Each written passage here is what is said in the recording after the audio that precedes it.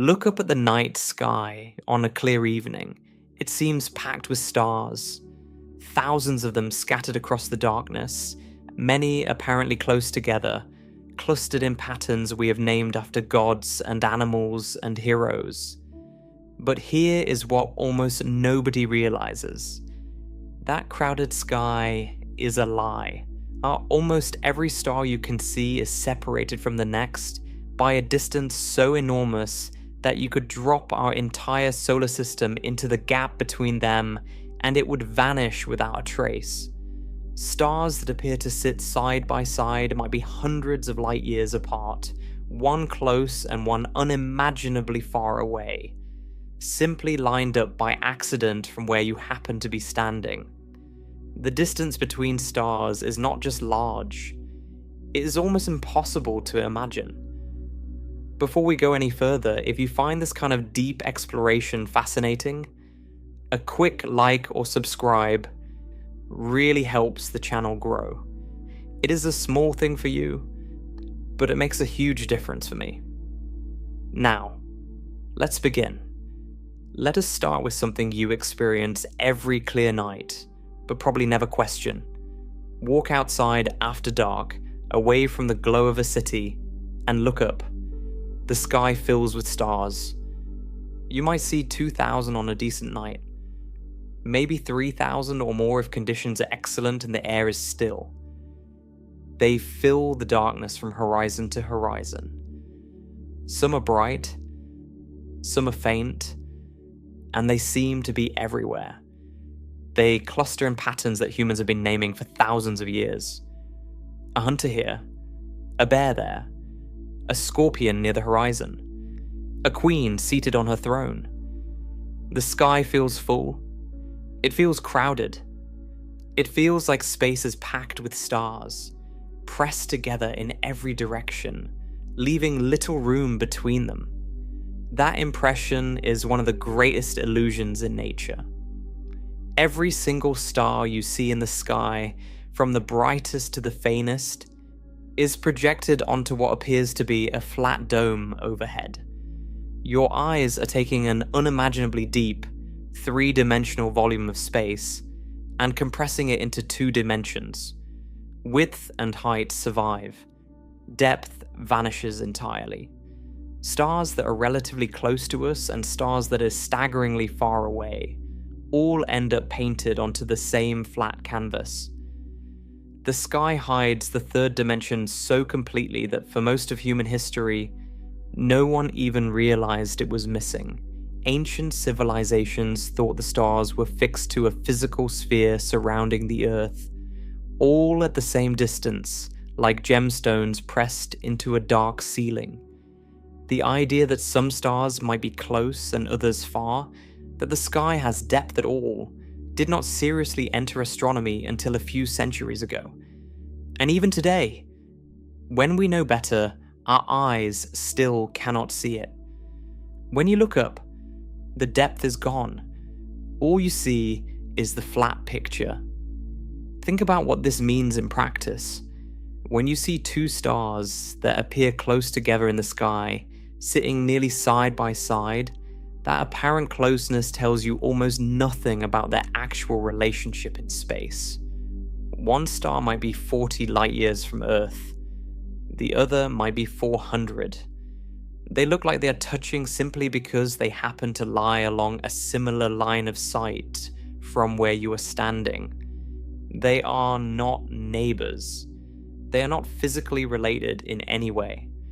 They are simply lined up by accident, like a lamppost and a distant mountain that seem to overlap when you stand on the right street corner. Take one step to the side, and the overlap disappears. The same is true of every pattern in the sky. Move to a different star in a different part of the galaxy, and every constellation changes. Every familiar shape dissolves, replaced by entirely new patterns that only exist from that new position. The constellations are not real structures. They are coincidences of perspective created by the flattening of three-dimensional space into two dimensions. Consider Orion, one of the most recognizable shapes in the night sky. Orion is visible from almost every inhabited place on Earth, and its pattern is distinctive enough that cultures around the world have been identifying it for thousands of years. You probably know it yourself. 3 stars in a tight, straight row make the belt. A bright reddish star marks one shoulder. A brilliant blue-white star anchors the opposite knee. A couple more stars complete the body. It looks like a single figure standing in the sky, a hunter or a warrior, his body mapped out in light. The stars appear to belong together, as though they are at similar distances and form one coherent structure. But they are not together, not even remotely. Betelgeuse, the reddish star at Orion's shoulder, is roughly 700 light-years from Earth. The light you see from Betelgeuse tonight has been traveling through the vacuum of space since around the year 1300. When that light left its star, Europe was still in the Middle Ages. The Renaissance had not yet begun. Continents that today are home to modern nations had never been visited by European explorers. The world was fundamentally different from what it is now, and the light that left Betelgeuse in that era is only just now arriving at your eye. Rigel, the bright blue-white star at the opposite corner of Orion, is approximately 860 light-years away. It is more than 150 light-years farther from us than Betelgeuse, even though the 2 stars appear to frame the same human figure. They look like they are part of one pattern, but in the 3rd dimension, in depth, one is vastly behind the other. The 3 belt stars are even more surprising. Mintaka, on one end of the belt, sits roughly 1,200 light-years from Earth. Alnitak, on the other end, is at a similar distance. But Alnilam, the middle star, the one that seems to sit perfectly between the other 2, forming the center of a straight line, is approximately 2,000 light-years away. It is significantly farther from us than the stars flanking it. The belt of Orion looks like 3 evenly spaced dots on a flat surface. In 3 dimensions, the middle one is lurking far in the background, like a distant lighthouse that happens to fall between 2 closer lanterns when viewed from the shore. The neat, straight line is a trick of perspective. It exists only from where we happen to be standing. If you could somehow view the stars of Orion from the side, from a vantage point perpendicular to our line of sight, the constellation would cease to exist. You would see individual stars scattered at wildly different distances, some close, some far, arranged in no recognizable pattern. The hunter would vanish. He was never there in the first place. He was a flat picture drawn on a deep universe by the accident of our position. Cassiopeia tells the same story in a different part of the sky. Its 5 bright stars trace a distinctive W shape across the northern heavens. But those 5 stars range from roughly 54 light-years away to more than 550 light-years from Earth. One of them is practically in our cosmic front yard. Another is 10 times farther, deep in the background. The W shape is not a physical structure a few light-years across. It is an accidental alignment of 5 unrelated stars, spread across 500 light-years of depth, all flattened into a tidy pattern by the 2-dimensional nature of our vision. Every constellation you have ever seen works this way. Every familiar shape in the sky, every figure and animal and object that ancient peoples traced in the stars, is a projection, a compression of 3-dimensional reality into a flat image that hides the most important dimension. If your eyes could suddenly judge cosmic depth, if you could perceive whether a star was 4 light-years away or 400, the entire sky would transform. The neat patterns would dissolve. Stars that seemed close together would separate into foreground and background. The constellations would vanish, replaced by the true arrangement of stars in space. An arrangement that is overwhelmingly, staggeringly empty. So the sky looks crowded. But that crowding is a lie told by perspective. The real question is, how far apart are stars actually? To answer that, let us start with the star we know best, the Sun. The Sun is not special among stars. Astronomers classify it as a G-type main sequence star, sometimes called a yellow dwarf. It is about 4.5 billion years old, roughly middle-aged for a star of its type, and it has enough hydrogen fuel to keep burning for another 5 billion years or so. It is average in mass, average in brightness, average in temperature. In a lineup of all the stars in the Milky Way, the Sun would not stand out. It is remarkable to us because it is ours, the source of every sunrise and every season, the engine of every ecosystem on Earth. But from any neighboring star system, it would be just another faint yellowish point of light in someone else's sky, unremarkable in every measurable way. What matters for tonight is where the Sun sits and how far it is from the nearest other star. Because when you grasp the true distance to the closest stellar neighbor, the scale of the gap between one sun and the next, everything about the night sky changes. The nearest star to the Sun is Proxima Centauri. It sits approximately 4.24 light years away. Now, a light year is a unit of distance, not time, even though the name sounds like it belongs on a calendar. It is simply the distance that light travels in 1 year, and since light moves at about 300,000 kilometers per second, 1 light year works out to roughly 9.46 trillion kilometers. That is 9.5 trillion individual kilometers in a single light year. So when we say Proxima Centauri is 4.24 light years away, we mean the gap between our Sun and its nearest neighbor is approximately 40 trillion kilometers.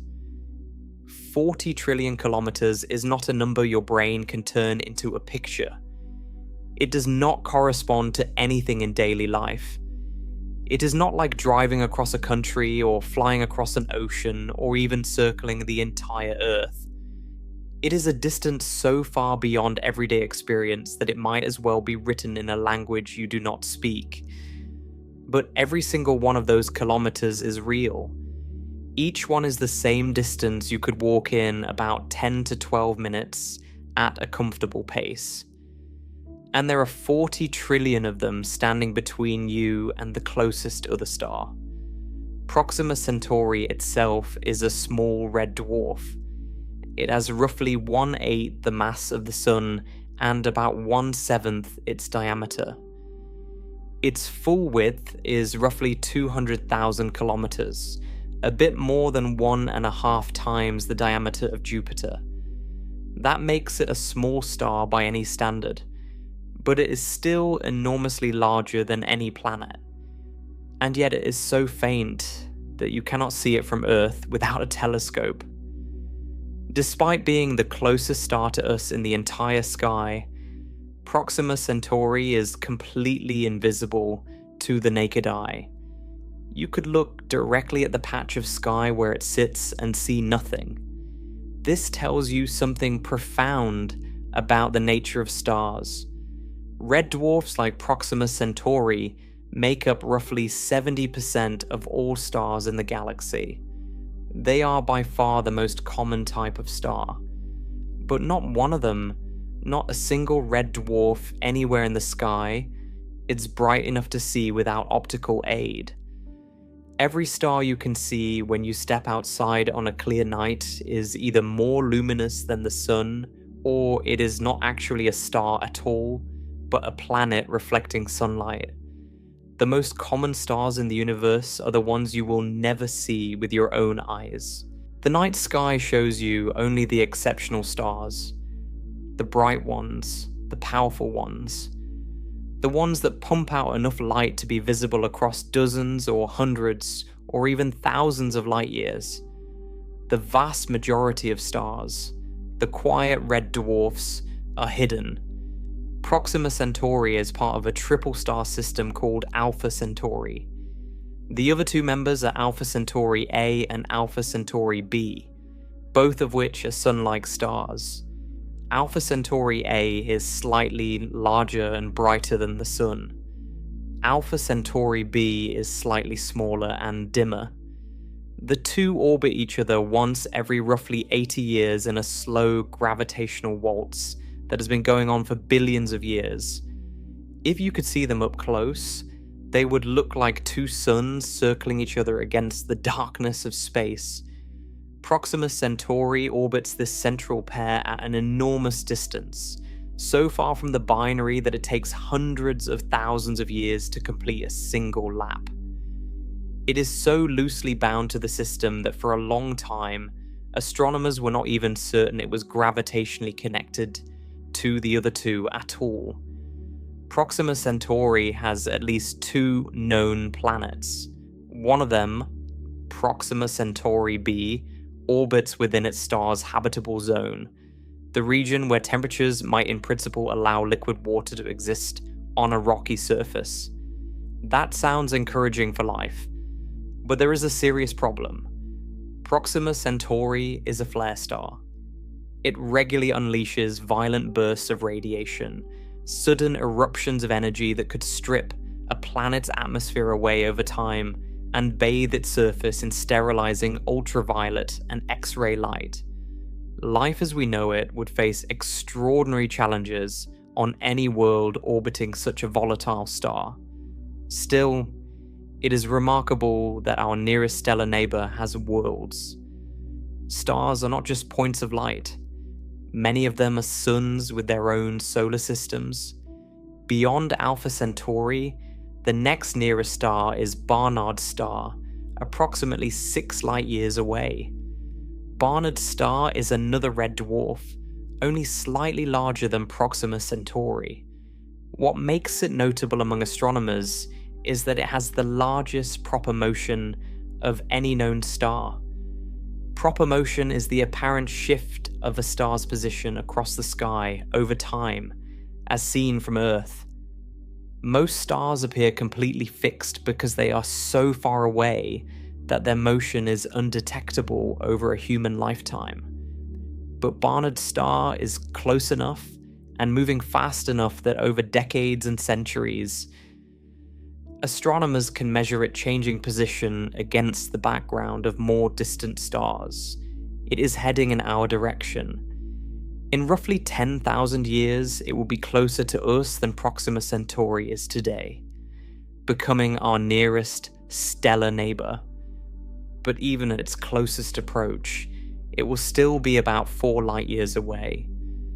Stars move through space at considerable speeds, often tens of kilometers per second, yet the distances between them are so enormous that those speeds barely register.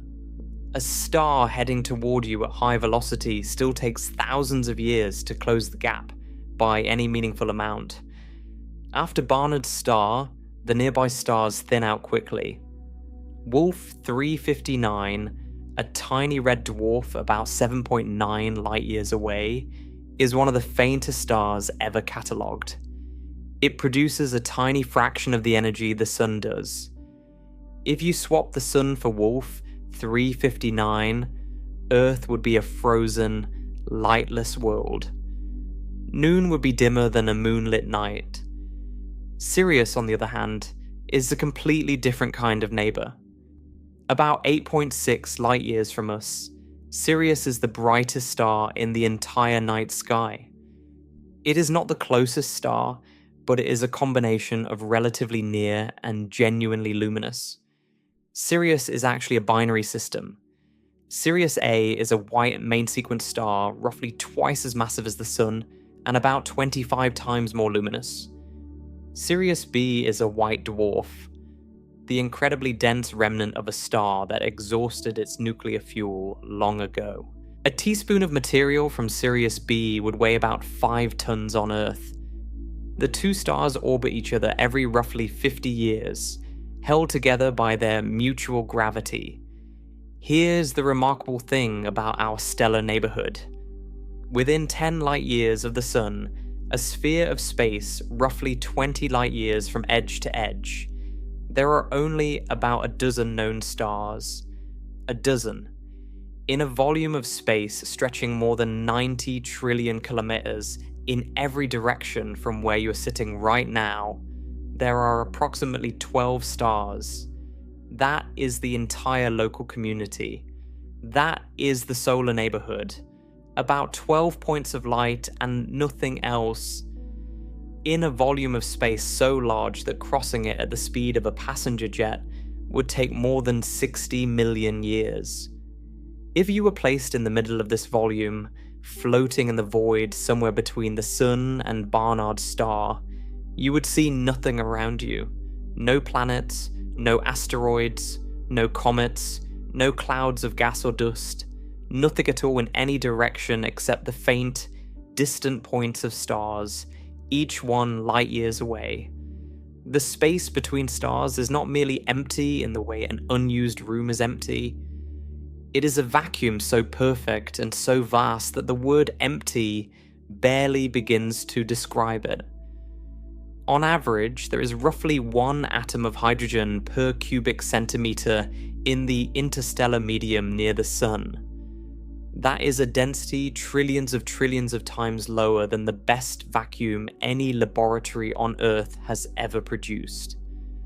The space between stars is the emptiest natural environment that exists. And here is something that makes the illusion of the crowded sky even more deceptive.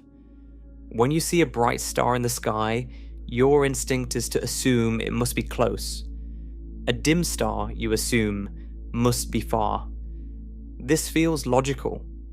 In everyday life, a nearby streetlight is bright and a distant one is dim. Light fades with distance, but for stars, apparent brightness is deeply misleading.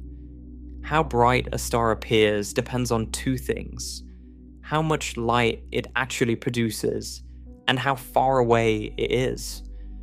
A star that generates colossal amounts of light can look brilliant even from 1,000 light years away. A star that produces very little can be invisible even from just a few light years away. Sirius is the brightest star in our sky, and it happens to be relatively close at 8.6 light years. But it is also about 25 times more luminous than the Sun. Its apparent brightness comes from a combination of nearness and genuine power. Betelgeuse appears moderately bright from Earth, comparable to several other prominent stars, but it is roughly 700 light years away. It looks that bright from 700 light years because it is a supergiant star producing approximately 100,000 times more light than the Sun. If you moved Betelgeuse to the distance of Sirius, it would be the most dazzlingly brilliant star in the night sky.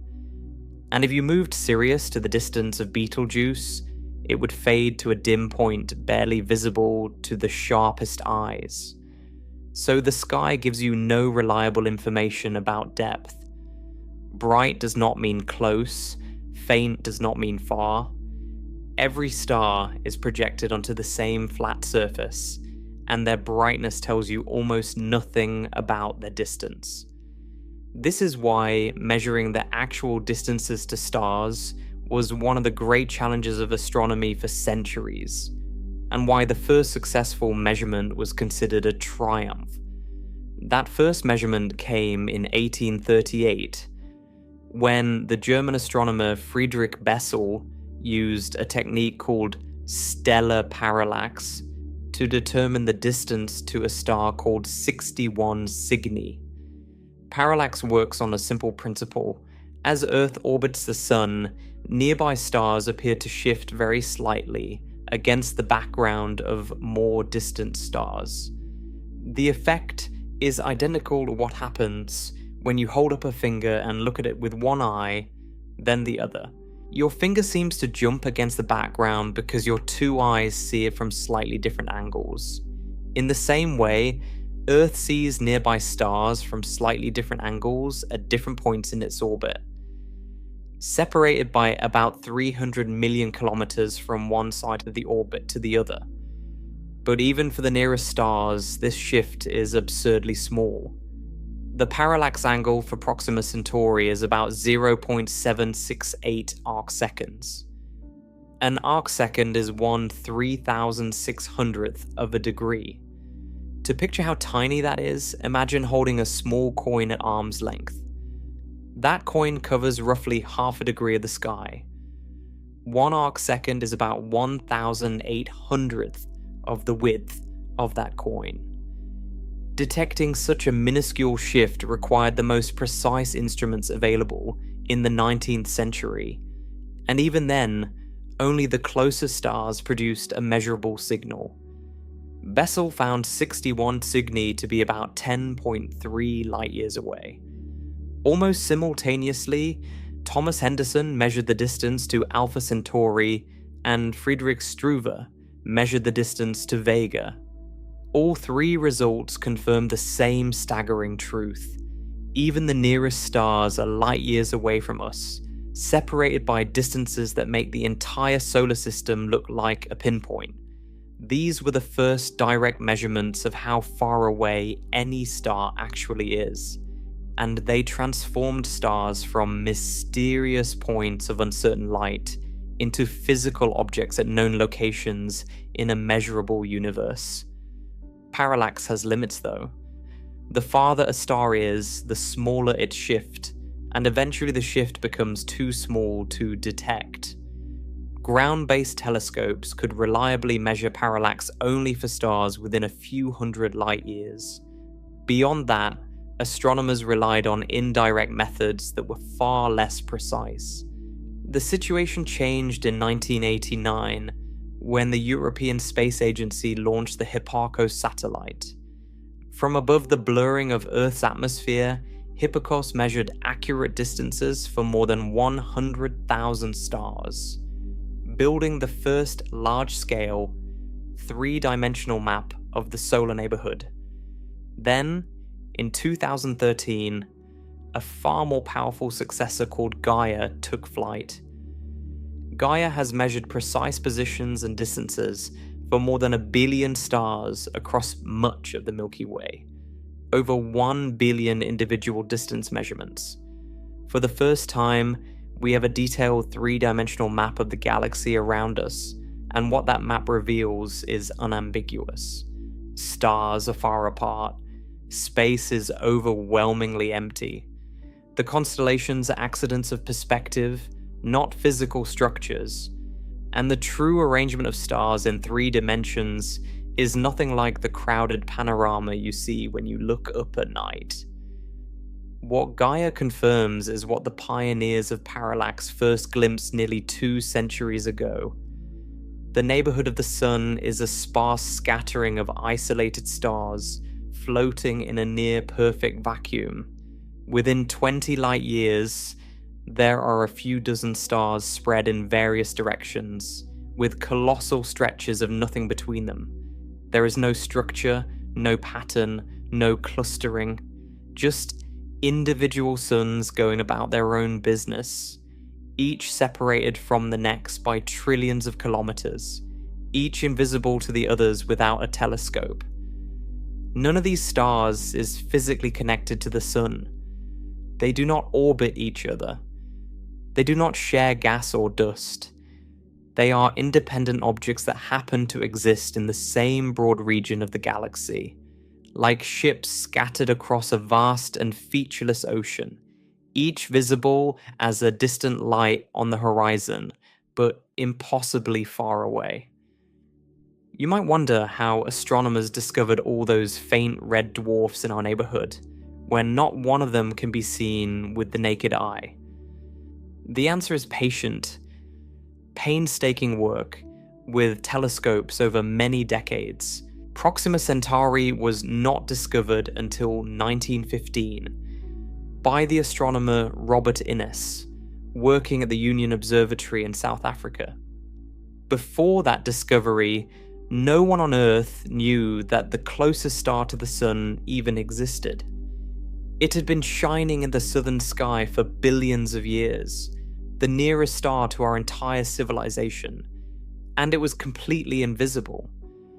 Barnard's star was identified as a nearby object in 1916, when Edward Emerson Barnard noticed its rapid motion across photographic plates. Wolf 359 was catalogued by the German astronomer Max Wolf around the same period. These discoveries happened not because the stars were obvious, but because they were the opposite of obvious.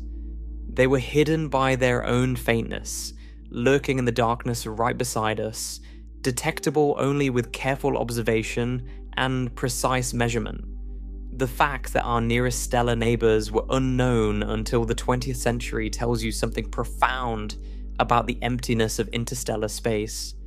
Even the stars right next door went undetected for the entire prior span of human civilization.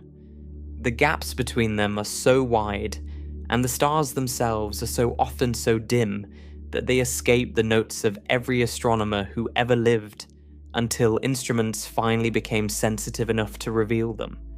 And that brings us to the foundation of everything that comes next.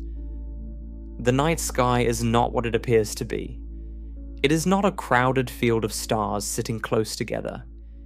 It is a flat projection of a three-dimensional reality in which stars are separated by distances that dwarf anything in human experience.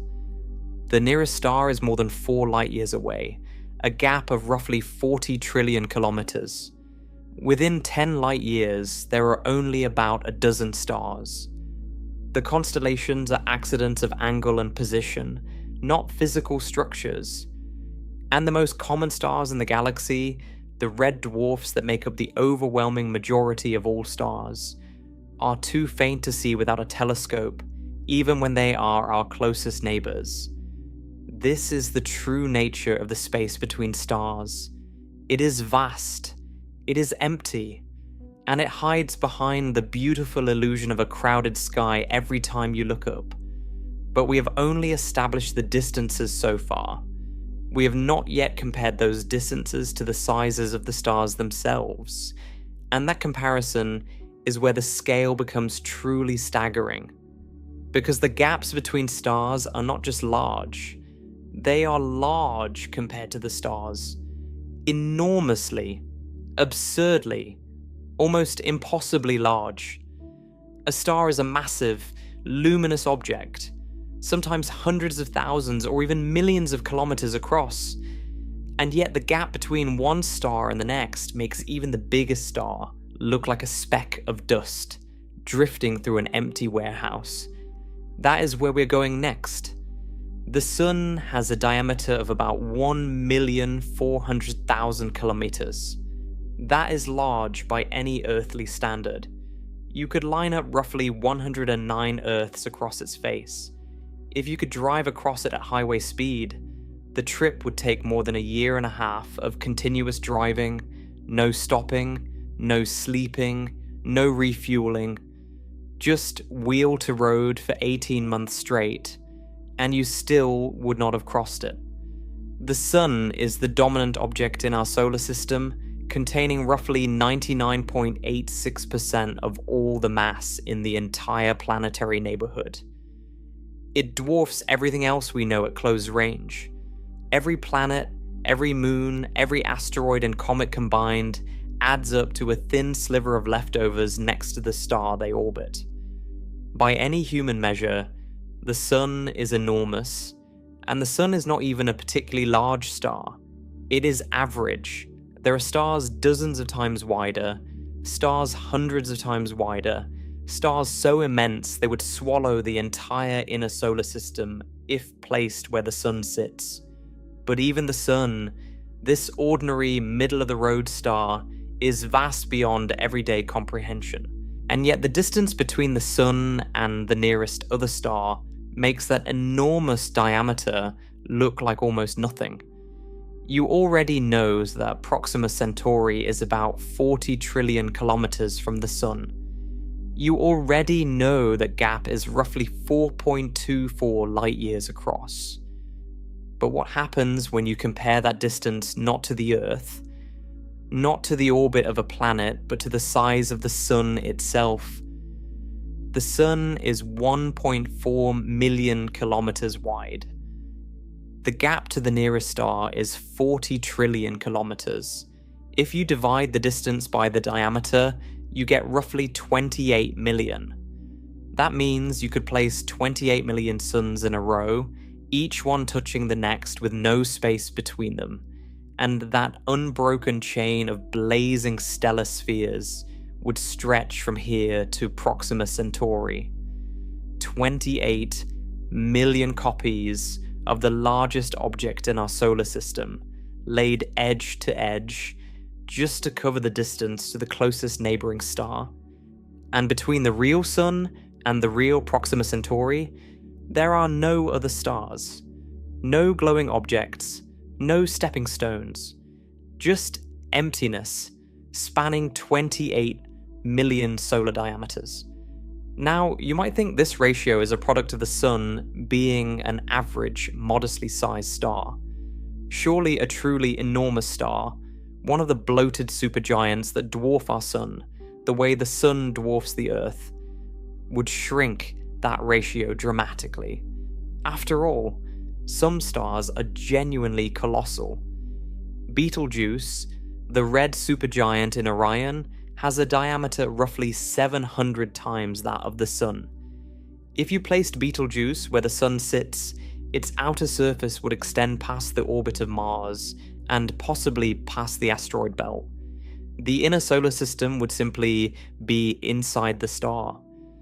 Woo-wee Scuti, one of the largest stars ever measured, is even more extreme, roughly 1,700 times the Sun's diameter. Its width is approximately 2.4 billion kilometers. That is larger than the orbit of Jupiter. If UY Scuti replaced the Sun, it would swallow everything out past Jupiter, engulfing the first 5 planets entirely. These are staggeringly large objects. UY Scuti is so vast that light itself takes roughly 7 hours just to circle its equator once. A passenger jet flying continuously at cruising speed would need roughly 1,000 years to make one lap around it. There is nothing in ordinary experience that prepares you for something that wide. And yet, even UY Scuti is tiny compared to the distance between stars. Apply the same calculation we used for the Sun. Take the distance to the nearest neighboring star, roughly 40 trillion kilometers for the Sun's neighborhood, and divide by UY Scuti's diameter of about 2.4 billion kilometers. You get roughly 16,700. That means you could line up nearly 17,000 copies of one of the largest known stars in the galaxy, each one touching the next, and they would stretch from here to the closest star. The ratio has changed. It has dropped from 28 million for the Sun to about 17,000 for UY Scuti. That is a significant difference, but it is not a reversal. 17,000 stellar diameters is still a colossal gap. Even one of the most bloated, inflated, gargantuan stars in the entire Milky Way, placed in the Sun's position, would still be separated from the nearest neighbor by a distance thousands of times greater than its own width. The gap wins. It always wins. You cannot make a star large enough, even in your imagination, to close the distance to the next one. This is the essential and inescapable fact about the space between stars. The objects are large. Sometimes they are extraordinarily large, but the spaces between them are larger by factors that range from thousands to tens of millions, depending on the star. No matter how enormous a star grows, the void surrounding it dwarfs it completely. Stars are islands of matter floating in an ocean of nothing, and the ocean is always, without exception, vastly larger than the islands. This ratio is what separates our everyday sense of the sky from the reality of the galaxy. When you see a star in the night sky, you see the light it produces. And that light can cross enormous distances because photons travel at 300,000 kilometers per second. Light is relentless. It fills space. It reaches you from stars that are trillions of kilometers away. But the object producing that light, the star itself, is incomprehensibly tiny relative to the gap it must shine across. A star like the Sun, placed at the distance of Proxima Centauri, subtends an angle so small that no telescope on Earth can resolve it as a disk. It is a point, a dot without measurable width. The largest thing in our solar system, viewed from the nearest star, shrinks to a dimensionless speck. That is how vast the gap is compared to the thing you are looking at. Let me try to make this visceral with a comparison you can hold in your mind. Imagine shrinking the Sun down to the size of a single grain of sand, roughly 1 millimeter across. At that scale, Proxima Centauri would be another grain, slightly smaller, sitting about 29 kilometers away. That is roughly 18 miles. 2 grains of sand separated by a distance you could not walk in a single day. Between them, nothing. No other grains anywhere nearby, no landmarks, no features of any kind, just featureless space stretching from one barely visible speck to the next. Or try a larger model. Shrink the Sun to the size of a basketball, about 24 centimeters in diameter. Now Proxima Centauri becomes a smaller ball, perhaps the size of a golf ball, because it is a much smaller star. Where does that golf ball sit? Roughly 6,800 kilometers away. That is approximately the distance from New York City to Rome. A basketball on a sidewalk in Manhattan, and a golf ball on a cafe table in Italy. The Atlantic Ocean lies between them, then all of Western Europe, and between these two objects representing the two nearest stars in all of space, there is absolutely nothing else. No other balls, no other objects of any kind. That is the scale of stellar separation in our neighborhood. These comparisons are not unusual. They are not cherry-picked extremes. A gap of 4.24 light-years happens to be one of the shortest distances between any two stars in the entire galaxy. This is the nearest neighbor, the closest star to us. Most stars are separated by even larger margins. In the Sun's general region of the Milky Way, the average distance between neighboring stars is roughly 4 to 5 light-years. Some are closer, many are farther. But the typical gap is several light-years, and every one of those light-years is 9.46 trillion kilometers of void. The objects we call stars are enormous, blazing and powerful, but the spaces between them are so much larger that the stars themselves become tiny points lost in the dark. To truly feel this emptiness, it helps to journey outward from the Sun, step by step, through the structures we know best, and watch each landmark shrink into insignificance as the real distances take hold. Start at Earth. Earth orbits the Sun at a distance of about 150 million kilometers. Astronomers call this one astronomical unit. Light crosses this gap in approximately 8 minutes and 20 seconds. A spacecraft traveling at the speed of a fast airplane would need more than 17 years to cover it. 1 astronomical unit is already a formidable distance. If the Sun suddenly went dark, You would not know for over 8 minutes, because the last light it emitted would still be sailing toward you across the void. Yet on the scale of the stars, 1 astronomical unit is trivially small. It is a step across a room in a house the size of a continent. Move outward. Mars orbits at about 1.5 astronomical units. Jupiter sits at roughly 5. Saturn at about 9.5. Each step outward multiplies the distances.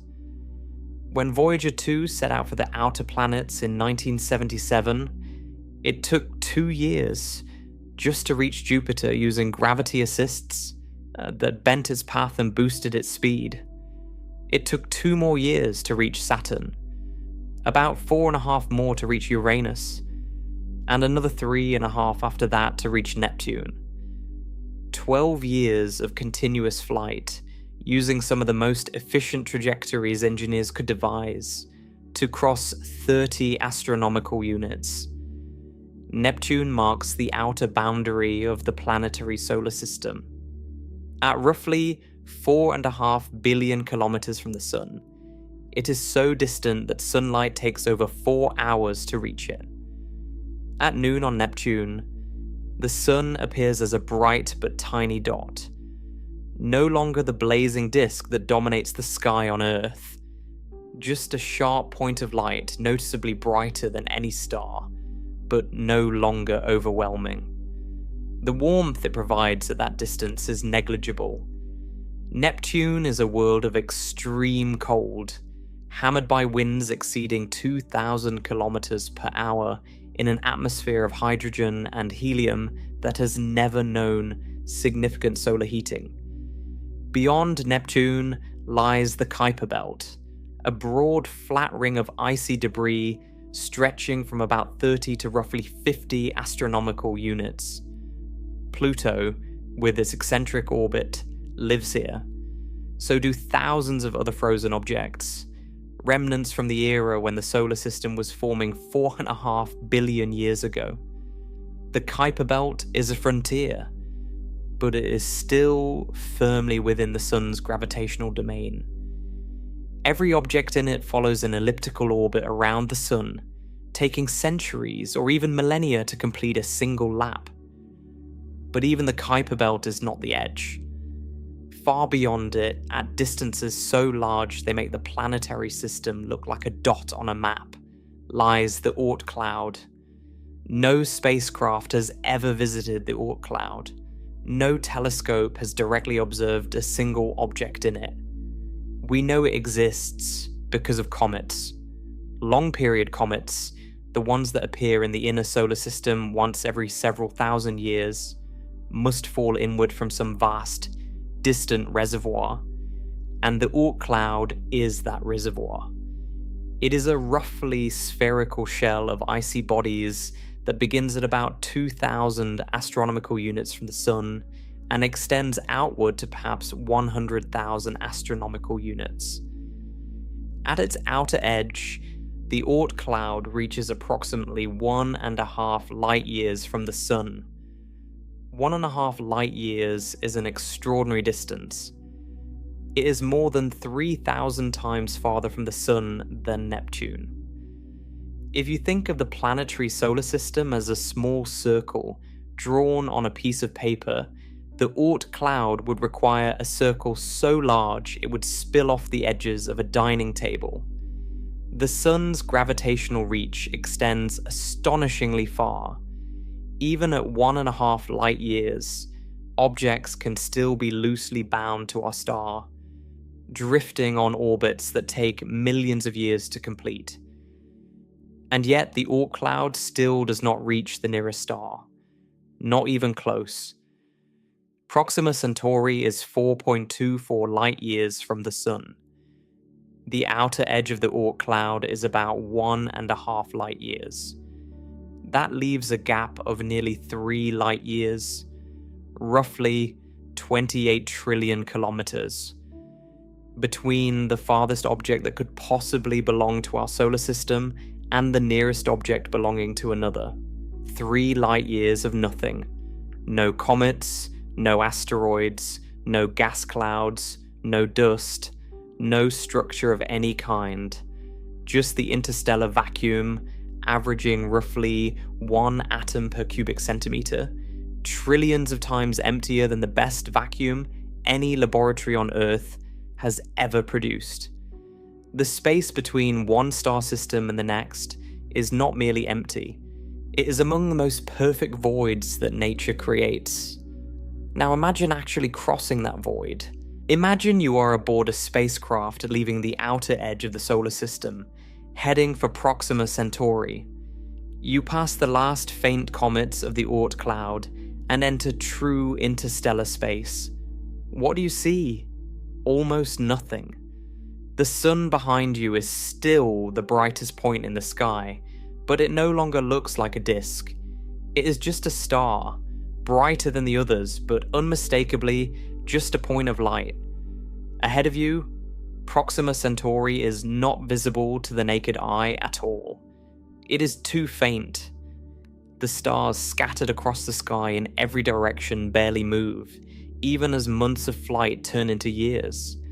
There are no landmarks, no signposts, no reference points that change. The same unchanging starfield surrounds you year after year, decade after decade.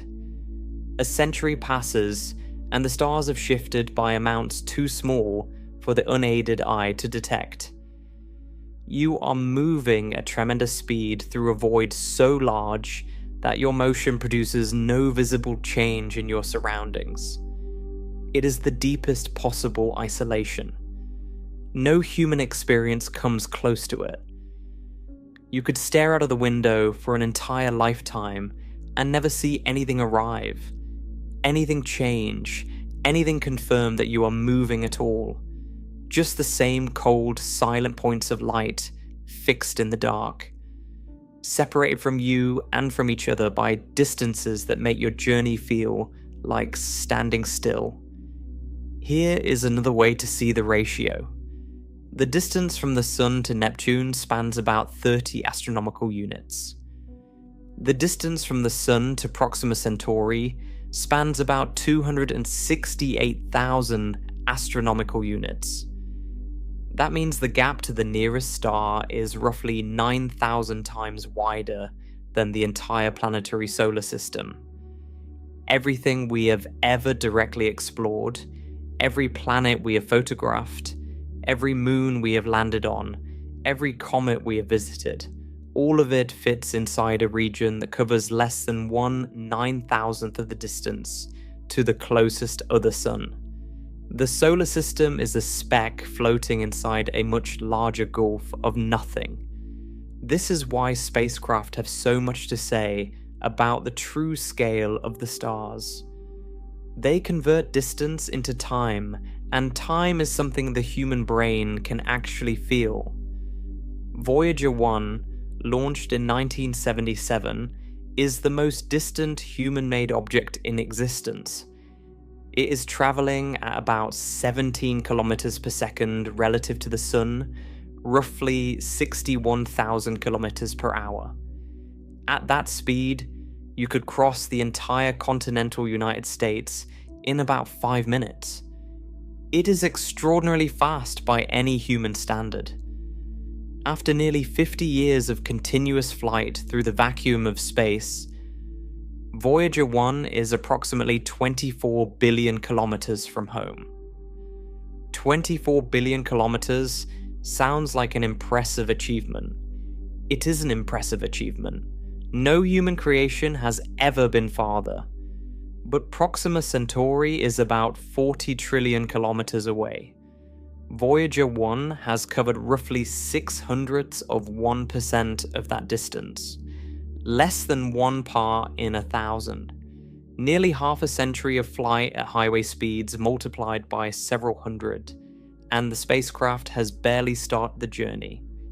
If Voyager 1 were aimed at Proxima Centauri and could maintain its current speed forever, it would arrive in approximately 73,000 years.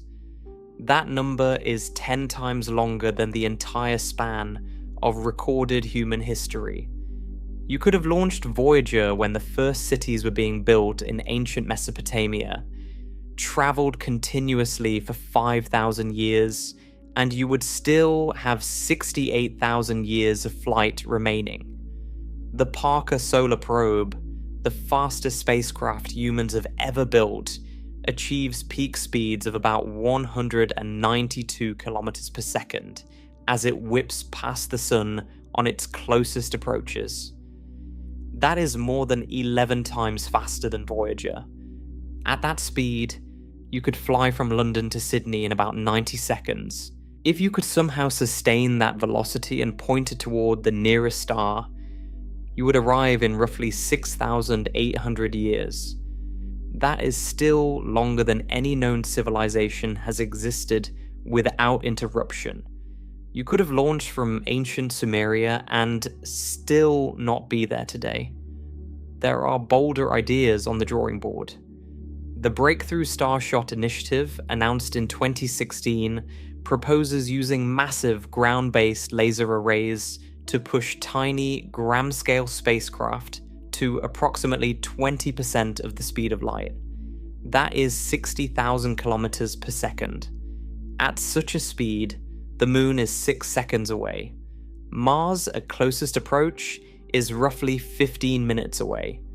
And Proxima Centauri is reachable in about 21 years. 21 years is genuinely exciting. It transforms a millennia-spanning odyssey into something that fits within a human career. But the challenges are formidable, almost beyond current engineering. The laser array would need to deliver roughly 100 gigawatts of coherent power, the output of about 100 nuclear power plants, focused onto a reflective sail a few meters wide. The spacecraft itself would weigh about a gram. At 20% of light speed, a collision with a dust grain smaller than a pinhead would release energy comparable to a small explosive, meaning the craft must either be shielded or simply lucky for the entire journey. Communication from 4 light-years away using a transmitter that weighs less than a paperclip demands extraordinary precision. And when the probe arrives, it cannot slow down. Slowing from 20% of light speed would require just as much energy as speeding up. And there is no way to carry or receive that energy mid-flight. The spacecraft screams past the Proxima Centauri system in a matter of hours, gathers whatever data its instruments can snatch in that brief window, and then continues outward into the interstellar void forever. Even this audacious concept, traveling at a speed no macroscopic object has ever remotely approached, covers only the nearest star. Push farther and the numbers become humbling again. The center of the Milky Way is about 26,000 light-years from us. At 20% of light speed, reaching it would take 130,000 years. The far edge of the galaxy is roughly 100,000 light-years away. At 20% of light speed, crossing it would take 500,000 years. 500,000 years of travel at a velocity so extreme that no crewed vehicle could ever hope to survive the acceleration required to reach it. Even at the speed of light itself, which no object with mass can ever attain, crossing our galaxy would take 100,000 years. That needs emphasis. Travel at the absolute maximum speed the universe permits, and you still need 100,000 years to go from one side of the Milky Way to the other. Entire species have evolved and gone extinct in less time. The galaxy is that large, and the stars within it are that far apart. The speed of light is not a barrier in the way that a fence is a barrier, something you could climb over with the right equipment. It is a fundamental property of space and time. As any object with mass accelerates toward light speed, its effective inertia increases without limit. The energy required to push it faster and faster grows toward infinity, To accelerate a small spacecraft of just a few tons to 99% of light speed would require energy roughly equal to what the entire human civilization currently produces in several years. For a crewed spacecraft weighing thousands of tons, the energy budget would dwarf the combined output of every nation on Earth for centuries. The universe does not merely discourage faster than light travel, it makes it physically impossible. What this means is that the emptiness between stars is not a temporary inconvenience. It is a permanent feature of reality. The distances are enormous. The objects are tiny by comparison. And the fastest thing in the universe, light itself, needs years to cross even the shortest gaps. For everything else, for rockets and probes and crewed spacecraft, the crossing takes decades at best, and millennia at worst. The interstellar void is not something we will engineer away. It is the architecture of the cosmos. Let me leave you with one image. Imagine standing in the middle of a vast, featureless salt flat that stretches to the horizon in every direction. Pale white ground beneath your feet, pale blue sky above, and nothing in between as far as you can see. You place a marble on the ground. That marble is the sun. Now you start walking. You walk, and you walk, and you walk. You walk for roughly 29 kilometers, about 18 miles across that blank, empty plain. Then you stop and place a slightly smaller marble on the ground. That marble is Proxima Centauri. You turn around and look back. The first marble vanished from sight long ago. You cannot see it. You would not be able to find it without instruments. Between these two tiny spheres, the two nearest stars in all the universe, there is nothing. No objects, no features, no hints that anything else exists. Just emptiness, stretching farther than your eyes can reach in any direction, punctuated at enormous intervals by specks too small to see from any meaningful distance. That is what the space between stars actually looks like. Two tiny grains of matter separated by an ocean of void. And every pair of neighboring stars across the galaxy tells the same story. The same absurd disproportion between the size of the objects and the gulfs that divide them. But so far, we have been talking about the solar neighborhood, a region where the spacing between stars is fairly typical for the sun's part of the galaxy. Not all regions of the Milky Way share this same spacing. Some places pack stars far more tightly together. In certain environments, stars orbit so close to one another that they can exchange material, distort each other's shapes, or even collide. In others, the gaps widen further still. Understanding how stellar density changes from one part of the galaxy to another will show us something essential about the nature of the Milky Way itself. Everything we have discussed so far describes the sun's local neighborhood, a region where stars sit roughly 4 to 5 light-years apart on average. But this spacing is not a universal rule. It is a local condition, specific to the sun's position in a relatively calm stretch of a spiral arm about halfway out from the center of the galaxy. Elsewhere in the Milky Way, the distances between stars change dramatically. Some places in the galaxy pack stars so tightly that the night sky from a planet there would blaze with thousands of dazzling points, turning night into something close to twilight. Other places scatter stars even more thinly than the sun's neighborhood. Understanding where stars crowd together and where they do not reveals that the galaxy is not one uniform thing.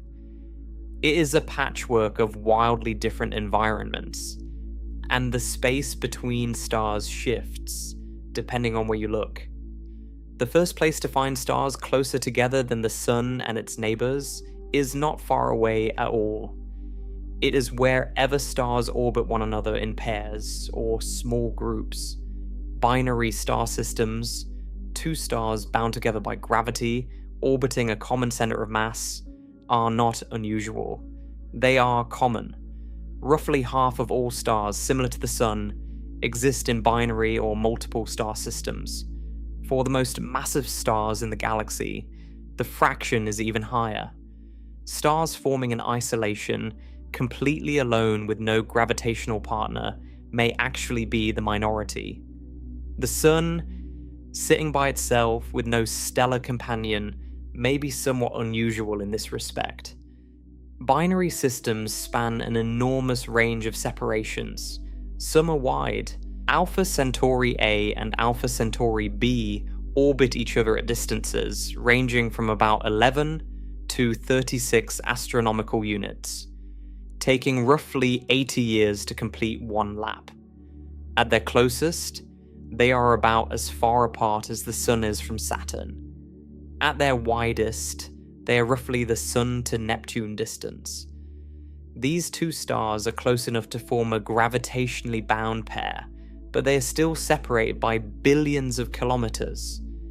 Planets could comfortably orbit either star without being disturbed by the other. Sirius is another binary. Sirius A and its dense companion Sirius B orbit each other every 50 years. Their separation varies between roughly 8 and 31 astronomical units. Again, these are planetary scale distances. Large by everyday human standards, but tiny compared to the light years that separate one star system from the next. But there are binaries far tighter than these. Move to the shorter end of the spectrum, and you find pairs of stars so close together that they circle each other in days rather than decades. Algol, a famous variable star in the constellation Perseus, visible to the naked eye, is a system of 3 stars, 2 of which orbit each other with a period of only about 2.9 days. Those 2 inner stars are separated by roughly 9 million kilometers. That sounds like a large gap, but remember the Sun alone is 1.4 million kilometers across. 9 million kilometers is only about 6.5 solar diameters. These 2 stars are nearly touching by stellar standards, circling each other so rapidly that each one completes a full orbit in less than 3 days. Matter from one star spills onto the other, pulled across the gap by gravitational tides. Push even closer and you arrive at what astronomers call contact binaries. These are systems in which 2 stars orbit so tightly that their outer atmospheres actually overlap. The stars share a common envelope of gas, their surfaces merging into a distorted, peanut-shaped structure. From a distance, a contact binary might look like a single, bloated, misshapen star. Up close, you would see 2 distinct cores wrapped in one shared atmosphere, spinning around each other in a matter of hours. The orbital periods for some contact binaries are as short as 5 or 6 hours. The 2 stars are separated by little more than their own diameters. Contact binaries show that stars can exist extraordinarily close to one another. But these are gravitationally bound pairs, born from the same cloud of gas, locked together since birth or captured through close encounters. They are the exception, not the rule. They exist as intimate partnerships inside a galaxy where the vast majority of stars remain separated by light years of emptiness. A contact binary is 2 people sharing a small room in a building where every other room is empty and the nearest occupied building is a continent away. If binary systems are partnerships, then star clusters are cities, and the galaxy has 2 very different kinds of stellar city. The first kind is an open cluster. Open clusters are groups of stars that were born together from the same collapsing cloud of gas and dust, and that still remain loosely bound by their mutual gravity. They are typically young by astronomical standards, and they inhabit the disk of the galaxy. the flat plane where the spiral arms lie. The most famous open cluster is the Pleiades, sometimes called the Seven Sisters, a small, tight grouping of bright blue-white stars visible to the naked eye in the constellation Taurus. Even in a moderately light-polluted sky, you can usually pick out 6 or 7 individual stars in a compact little knot. With binoculars, dozens more appear. With a good telescope, hundreds. The Pleiades sits roughly 440 light-years from Earth. The cluster contains over 1,000 stars, all of which formed from the same molecular cloud about 100 million years ago. In cosmic terms, that is very recent. The Sun is roughly 45 times older.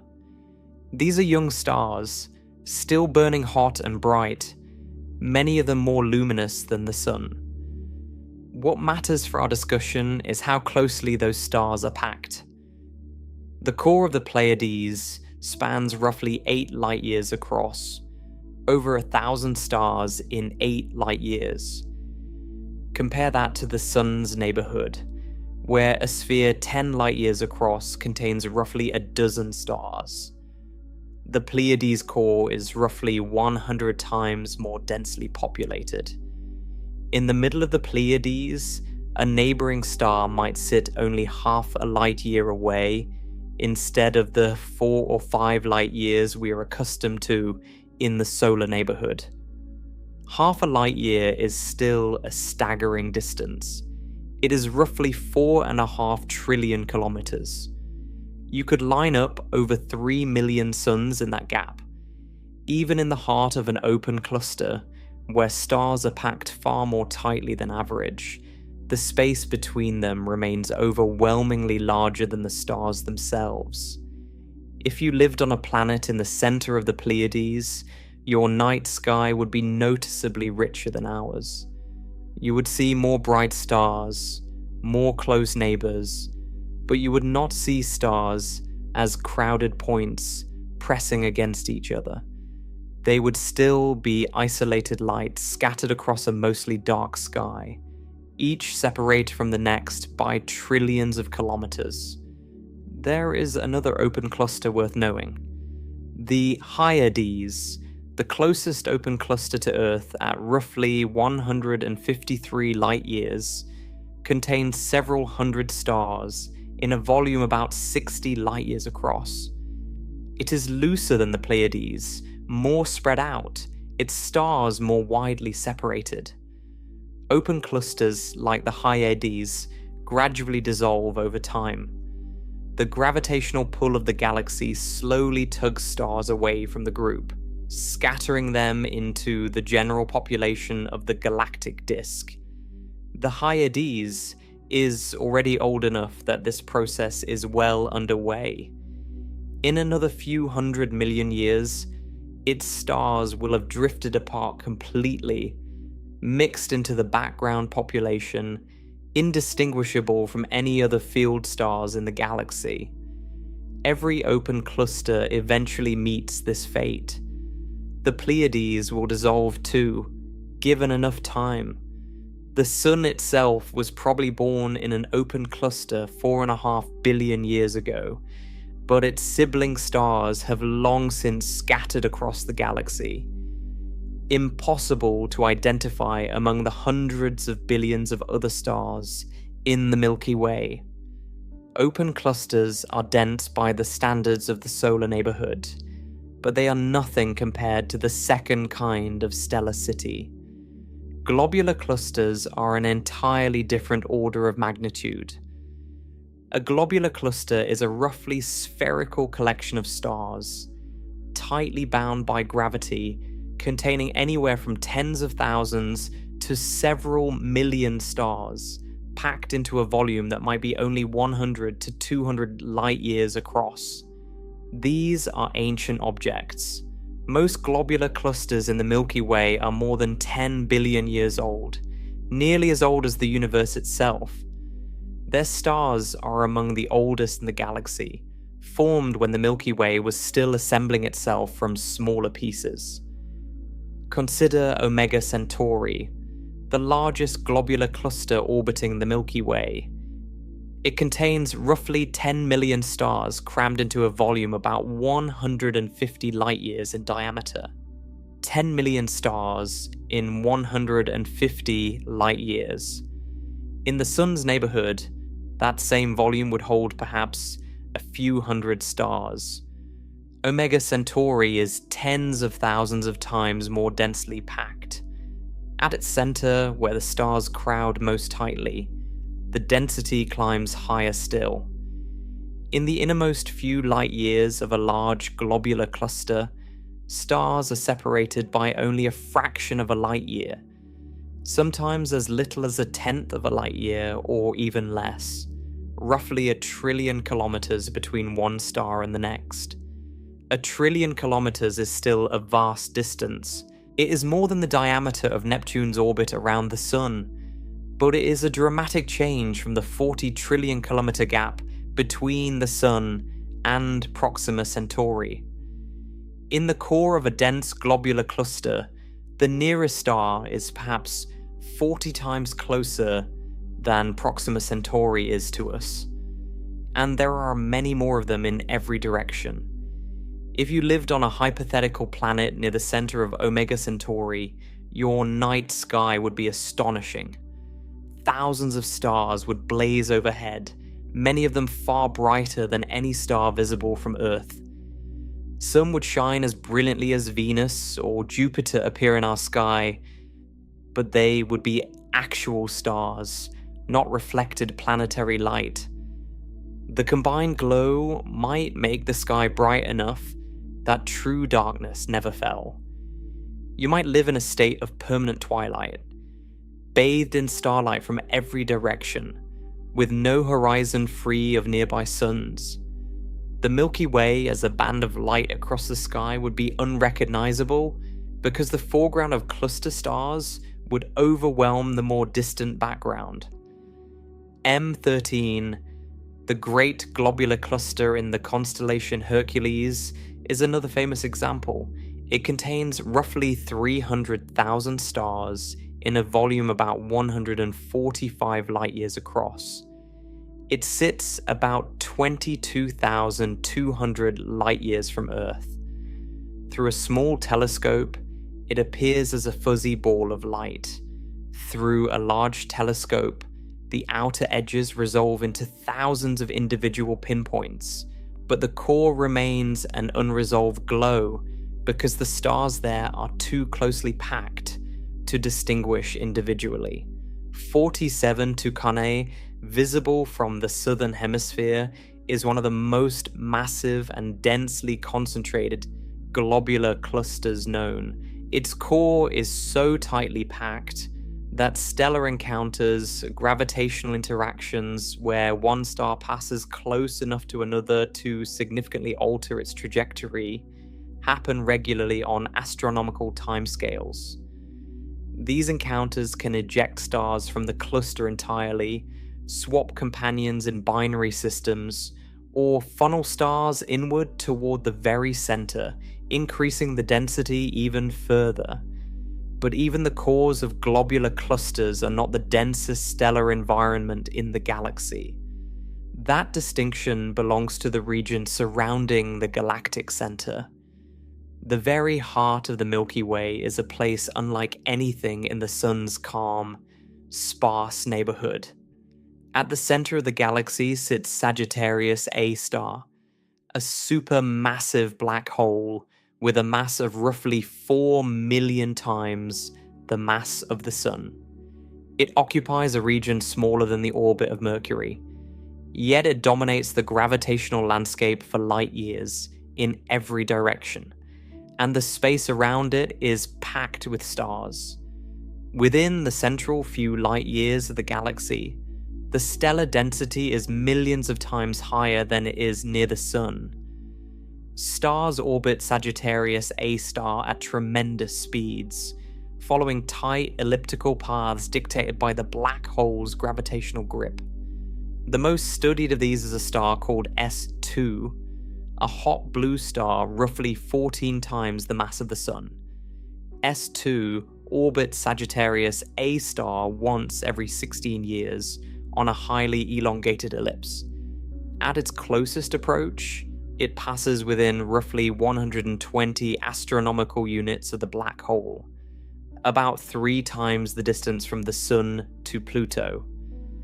At that moment, S2 is traveling at approximately 7,650 kilometers per second, roughly 2.5% of the speed of light.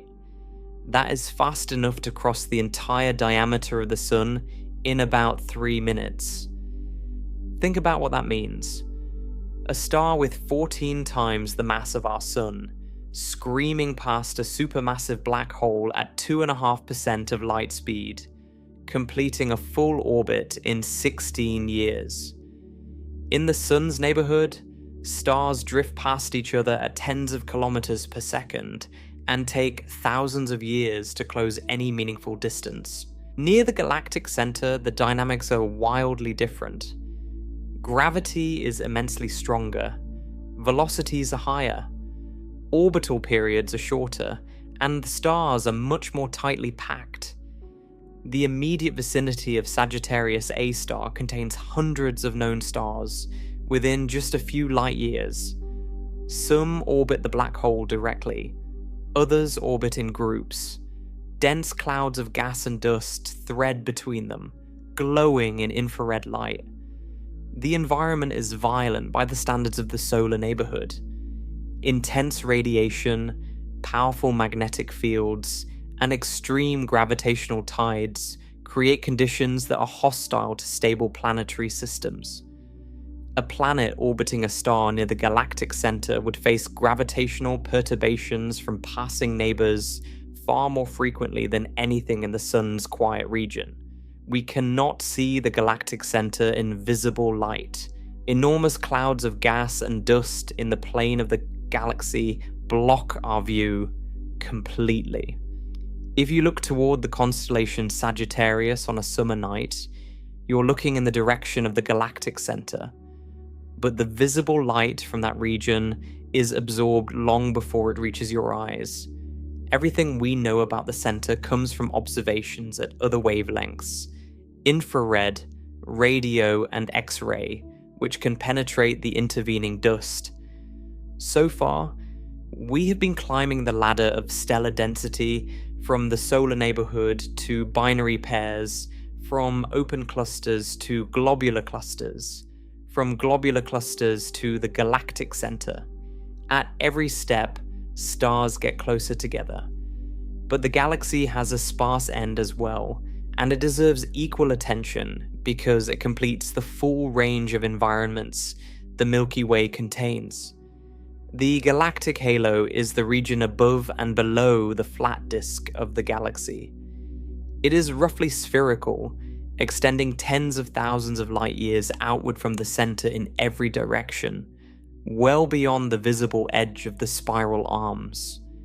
Unlike the disk, which is rich in gas and dust and active star formation, the halo is a quiet, ancient domain. Its stars are overwhelmingly old, many of them among the first generations of stars that formed when the galaxy was young. There are no spiral arms out here, no molecular clouds collapsing into new stellar nurseries, no bright blue supergiants burning through their fuel in a few million years. Just old, dim, widely scattered stars drifting through an almost featureless void. And the spacing between those stars is extraordinary. In the solar neighborhood, the average gap between neighboring stars is 4 to 5 light years. In the galactic halo, typical separations can stretch to tens of light years, sometimes hundreds. A star in the outer halo might have no neighbor within 50 or 100 light years in any direction. If you lived on a planet orbiting a halo star, your night sky would be profoundly dark. You might see a few hundred stars with the naked eye instead of a few thousand. The Milky Way's disk, seen from a vantage point well above the plane, would be a luminous spiral spread below you like a glowing pinwheel. beautiful and distant, but the sky around you would be nearly black. The loneliness of the solar neighborhood, where the nearest star is 4 light years away, would feel almost sociable by comparison. In the halo, you would be adrift in a darkness so deep that the concept of a neighboring star would border on theoretical. Beyond the halo itself, the emptiness expands further still. The nearest large galaxy to the Milky Way, Andromeda, is roughly 2.5 million light-years away. Between our galaxy and Andromeda, there is almost nothing. Just the thin, dark, intergalactic void where stray stars and faint streams of gas drift without allegiance to any structure. The space between galaxies makes the space between stars look crowded. This is the full spectrum of stellar density in the Milky Way and beyond. From contact binaries where stars literally share an atmosphere, through the moderate spacing of the solar neighborhood, to the extreme isolation of the galactic halo and the intergalactic void. The range covers a factor of billions, from separations measured in stellar diameters to separations measured in millions of light years. And at every point along that range, the same fundamental truth holds. The objects are small, the spaces are large, emptiness dominates. Now, here is a question that naturally arises when you think about all these different environments. If some regions of the galaxy pack stars so closely together, do stars ever actually collide? In the solar neighborhood, the answer is effectively no. The chances are so small they might as well be zero. Here is why. Even though stars are large objects, often hundreds of thousands or millions of kilometers across, the spaces between them are so many orders of magnitude larger that a random collision is almost inconceivably unlikely. Imagine shrinking the sun to the size of a ping pong ball. The nearest star would be another ping pong ball, sitting more than 1,100 kilometers away. Now imagine those two tiny balls drifting randomly through all that space. The chances of them bumping into each other are vanishingly small, even over billions of years. In a volume like the solar neighborhood, where stars are separated by several light years each, the expected time between random stellar collisions is far longer than the current age of the universe. It simply does not happen. But change the environment and the arithmetic changes with it. In the cores of dense globular clusters, where stars are separated by tenths of a light year instead of several light years, close encounters become far more common. Stars pass near each other frequently enough that their gravity alters their paths, sometimes dramatically. Over billions of years, these repeated gravitational encounters can occasionally push two stars close enough that they physically merge. The evidence for this is visible. Globular clusters contain a class of stars called blue stragglers. These are stars that appear hotter and more luminous than they should be given the age of the cluster. In a cluster that is 12 billion years old, all the massive, bright blue stars should have burned out long ago. They live fast and die young. Yet blue stragglers shine as if they were born recently. The most widely accepted explanation is that blue stragglers formed through stellar mergers. Two smaller, older stars collided or spiraled into each other, combining their mass and reigniting as a single, larger, hotter star that mimics a younger object. The fact that blue stragglers are found overwhelmingly in the dense cores of globular clusters, where encounter rates are highest, supports this interpretation strongly. Near the galactic center, the probability of close encounters and collisions rises further still.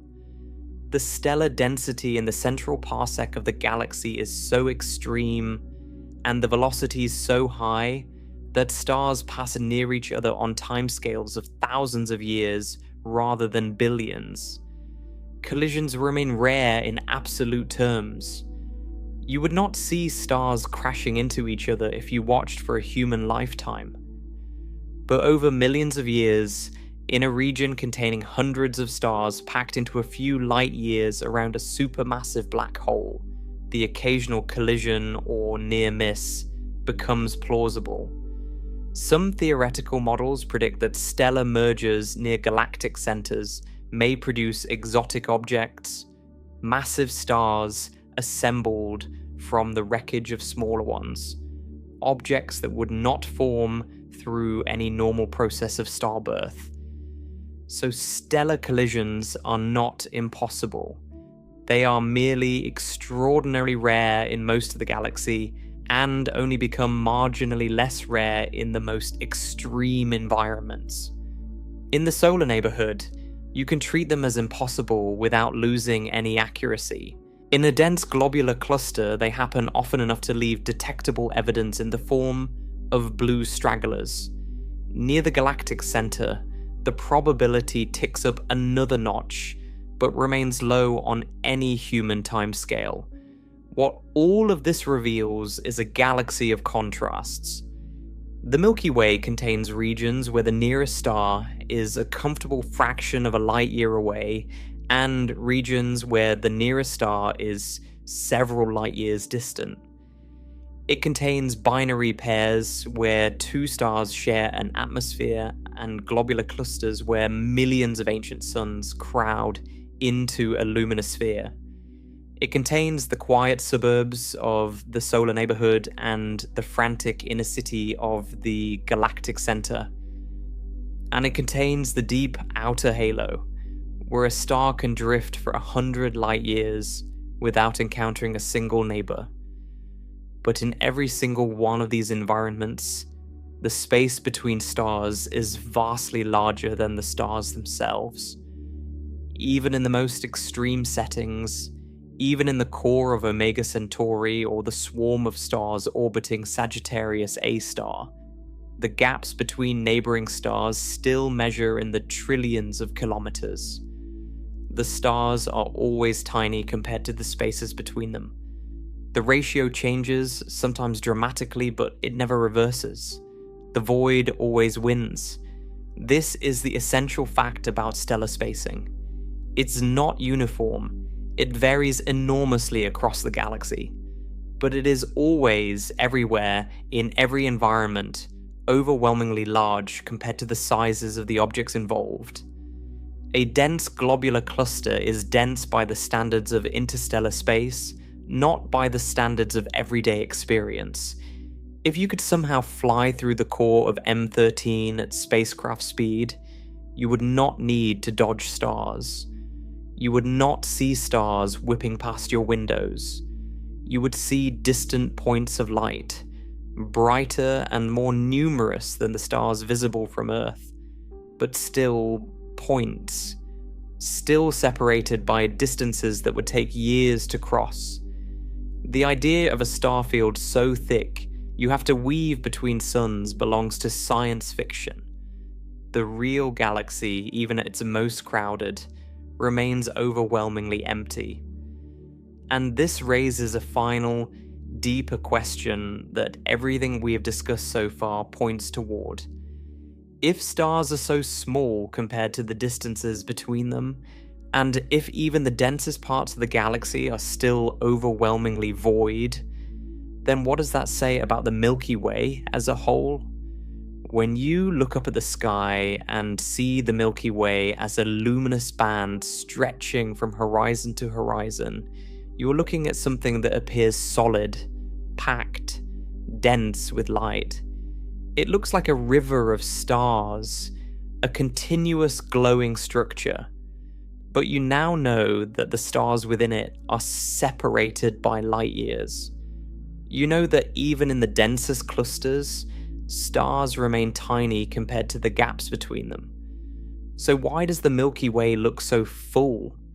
The answer lies in depth, in the sheer number of stars stacked along your line of sight, across the disk of the galaxy, and in what gravity does to hold all of those widely separated objects together inside one enormous structure. That is where we are going next. Step outside on a dark night, far from any city, and look at the Milky Way. It stretches across the sky like a glowing river, a luminous band that arcs from one horizon to the other. In some places it is bright and wide, spilling soft white light across a broad swath of darkness. In other places it narrows and dims, threaded with dark lanes where something seems to block the glow. It looks dense. It looks packed.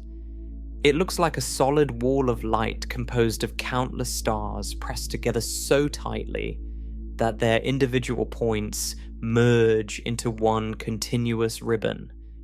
If you based your understanding of the galaxy on what your eyes show you, you would conclude that stars are crammed together in that band like grains of sand in a bar of solid rock.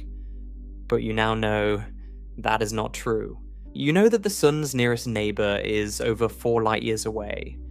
You know that even in dense globular clusters, stars remain separated by trillions of kilometers. You know that the ratio between stellar diameters and stellar separations is absurd, millions to 1 in the sun's neighborhood. So why does the Milky Way look so full? Why does it appear as a dense, almost solid band of light if the stars within it are separated by such colossal distances? The answer is depth. The Milky Way is a disc-shaped galaxy roughly 100,000 light-years across and about 1,000 to 2,000 light-years thick in the Sun's region. Our solar system sits inside this disk, embedded within it like a single grain of flour inside a pancake. When you look along the plane of the disk, out through the flat dimension rather than up through the thin dimension, your line of sight passes through an enormous depth of the galaxy. In some directions, you are looking through tens of thousands of light years of star-filled space. In other directions, toward the galactic center, you are peering through roughly 26,000 light years of disk. Now consider what this depth does to the view. Near the sun, there are only a handful of stars per cubic light year. The local density is low. Stars are sparse. If you look through just 10 light years of this sparse stellar population, you would see roughly a dozen stars. Unimpressive. A thin scattering of faint points. But you're not looking through 10 light years. When you gaze along the galactic plane, you're looking through thousands of light years. And even a small number of stars per unit volume, multiplied by a staggering number of units, produces a large total. Think of it like looking through a forest. Stand at the edge of a grove and look straight across it. If the grove is 20 meters deep, you might see a few trees with plenty of open space between them. The grove looks sparse, airy, easy to walk through. Now stand at the edge of the same grove and look along its length instead of across its width. If the grove stretches for 5 kilometers, your line of sight passes through hundreds of times more trees. The spaces between individual trees have not changed. Each tree is still surrounded by the same gap on every side, but because you are now looking through a vastly greater depth, tree after tree after tree stacks up along your line of sight until the background disappears behind a wall of trunks and leaves. The forest looks dense, even impenetrable, not because the trees have moved closer together, but because you are seeing more of them along a deeper line of sight. The Milky Way works exactly the same way. Each cubic light year of the galactic disk contains only a tiny number of stars, far fewer than 1 per cubic light year in the sun's neighborhood. But the disk extends for tens of thousands of light years, and all those nearly empty cubic light years stacked together accumulate into a visible glow. Each individual star contributes a small amount of light. Multiply that by the millions of stars along any given line of sight through the disk, and the combined effect is the luminous band you see overhead. The Milky Way does not look dense because its stars are closely packed. It looks dense because you are peering through an enormous column of space and adding up every star along the way. This is also why the Milky Way appears brightest toward the constellation Sagittarius. When you look in that direction, you're facing the galactic center, and your line of sight passes through the longest possible stretch of the disk, roughly 26,000 light years of stars stacked in your direction. When you look in other directions, particularly perpendicular to the plane, your line of sight exits the disk quickly after only 1,000 or so light years, and the glow fades. The bright and dim regions of the Milky Way do not reflect places where stars are packed more tightly or spread more thinly. They largely reflect how much galactic depth you are looking through. The dark lanes that split and thread through the Milky Way's glow are not gaps where stars are missing. They are clouds of interstellar dust, tiny solid particles of carbon and silicon floating in the space between stars. These dust grains are incredibly small, typically a fraction of a micrometer across, but they are effective at absorbing and scattering visible light. A thick enough dust cloud can block the light of every star behind it, creating what appears to be a dark hole or rift in the Milky Way. The Great Rift, a prominent dark lane running through the summer Milky Way, is caused by a series of overlapping dust clouds a few thousand light years from the sun. The stars behind those clouds are still there. They're still shining, but their light never reaches your eye because the dust absorbs it before it arrives. This is why the galactic center is invisible at optical wavelengths. 26,000 light years of dust-laden galactic disk stand between us and Sagittarius A star. The visible light from the central region is almost entirely absorbed. We see the galactic center only at longer wavelengths, infrared, radio, and X-ray, which pass through or around the dust. If the dust were not there, the galactic center would be a blaze of light in the sky. Instead, it is hidden behind a veil of microscopic particles, each one smaller than a bacterium, collectively blocking the light of millions of suns. So the visual appearance of the Milky Way is a product of two illusions layered on top of each other. First, the two-dimensional projection we discussed earlier, which hides depth and makes unrelated stars appear to sit near each other. Second, the accumulation of stars along an enormously deep line of sight through the disk, which makes a sparse population look dense when viewed edge-on. Both illusions conspire to make the galaxy look far more crowded than it actually is. Now, here is a question you may have been wondering about since the beginning of this journey. If stars are so far apart, if the galaxy is overwhelmingly empty space, what holds it together? What keeps hundreds of billions of widely scattered stars organized into a single coherent structure? Why do they not simply drift apart and disperse into the void? The answer is gravity. Gravity is the sculptor of the galaxy. It is the force that built the Milky Way from diffuse gas in the early universe, and it is the force that maintains its structure today. But the way gravity operates on galactic scales is different from anything in everyday experience. And understanding it requires letting go of a common misconception. When most people think of gravity holding things together, they imagine a central object pulling everything toward it. The sun holds the planets in orbit. The Earth holds the moon. There is a dominant mass at the center and smaller things revolve around it. The galaxy does have a massive central object, Sagittarius A star, a black hole with roughly 4 million solar masses. But 4 million solar masses is nothing compared to the total mass of the galaxy, which is estimated at roughly 1.5 trillion solar masses.